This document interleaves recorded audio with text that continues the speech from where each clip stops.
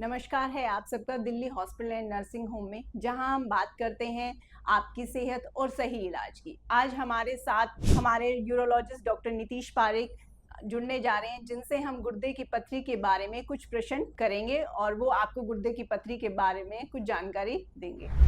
Hello sir, आज हम जानना चाहेंगे कि गुर्दे की पथरी होने के मुख्य क्या-क्या कारण हो सकते हैं? Hello ma'am.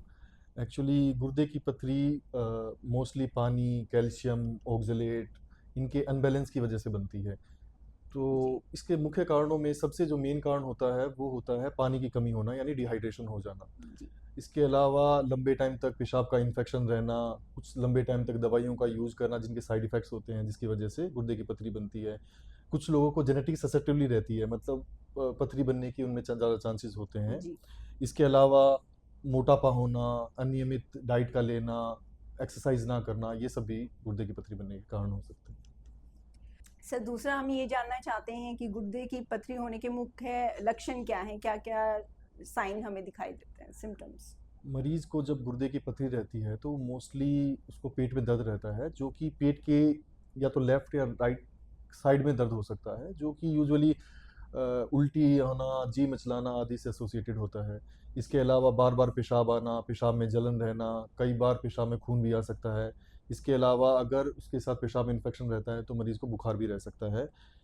अगर ऐसा कुछ सिम्पटम होता है तो उसमें हम अल्ट्रासाउंड कराते हैं ये देखने के लिए कि गुर्दे की पथरी है या और किसी वजह से ऐसा पेट में दर्द हो रहा है। जी। गुर्दे की पथरी के उपचार के क्या-क्या तरीके हैं, जिनसे गुर्दे की पथरी को ठीक किया जा सकता है? मैम, जो गुर्दे की पथरी होती है उसको जो उपचार है वो डिपेंड करता है कि जो पथरी किडनी में किस जगह पर है और उसका साइज़ क्या है। इसको देखने के लिए पहले हम कुछ जाँचें कराते हैं, जैसे कि अल्ट्रासाउंड कराना, सीटी स्कैन करना, यूरिन का एग्ज़ामिनेशन करना। उसके बेसिस के ऊपर कि अगर गुर्दे की पथरी बहुत ही छोटी है, तो कई बार उसको कंज़र्वेटिव ट्रीटमेंट पे रखा जाता है ना। अगर वो 1 सेंटीमीटर, 1.5 सेंटीमीटर के आसपास की है, तो हमारे पास ऑप्शन होता है कि हम आरआईआरएस कर सकते हैं, जिसमें बिना चीरे के दूरबीन द्वारा पथरी का इलाज किया जाता है। अगर पथरी का साइज़ बड़ा होता है, से 1.5 सेंटीमीटर, 2 सेंटीमीटर से बड़ी होती है, तो उसका हम पीसीएनएल करते हैं। कई बार पथरी गुर्दे की नली में फँस जाती है, यानी यूरेटर में फँस जाती है। इसके लिए हम यूआरएसएल करते हैं, जो कि पूर्णतः दूरबीन द्वारा किया जाता है। इसके बाद गुर्दे में एक स्टंट डाल दिया जाता है, जो 10 टू 14 डेज़ के 10 से 12 दिन के बाद निकाल दिया जाता है। जी। सर, आजकल हमारे पास बहुत मरीज़ आ रहे हैं, जिनको बार-बार पथरी की समस्या आ रही है। एक बार पथरी का ऑपरेशन कराने के बाद दोबारा से पथरी बन जाती है, तो ऐसे में आप उसकी रोकथाम के लिए क्या सॉल्यूशंस देंगे? कुछ मरीज़ों को होता है कि बार-बार पथरी बनने की समस्या होती है, या कुछ मरीज़ चाहते हैं कि मतलब ऐसा क्या खाएँ, क्या हुँ, पिएँ जिससे हमारी पथरी दोबारा ना बने। ऐसे में जो मोस्ट इम्पोर्टेंट रहता है वो है कि उस पेशेंट को या मरीज़ को हाइड्रेट रहना चाहिए। जी। उसको एट लीस्ट 2.5 से 3 लीटर पानी डेली पीना चाहिए, जिससे कि एडिक्वेट अमाउंट ऑफ मतलब काफ़ी यूरिन बने, जिससे पथरी बनने की समस्या दूर हो। जी।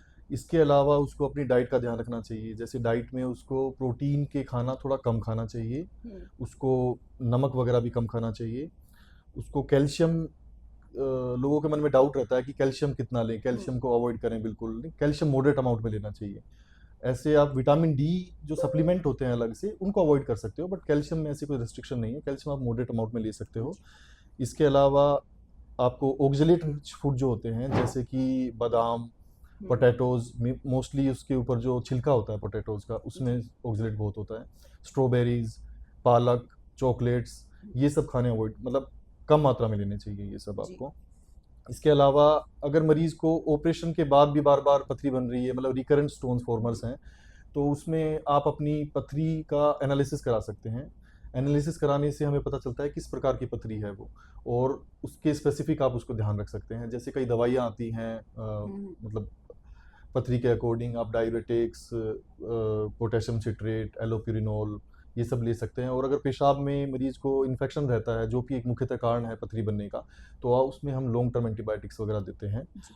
और बस ये सब ध्यान मरीज़ को रखना होता है। सर, एक चीज़ जो हमारे दर्शक जानना चाहेंगे कि दिल्ली हॉस्पिटल में ऐसा कौन-कौन सी फैसिलिटीज़ हैं गुर्दे की पथरी को निकालने के लिए? क्या-क्या सुविधाएँ हैं जिनसे आप गुर्दे की पथरी का इलाज कर सकते हैं? मैम, यहाँ दिल्ली हॉस्पिटल में हमारे पास गुर्दे की पथरी के लिए हर संभव सुविधाएँ हैं।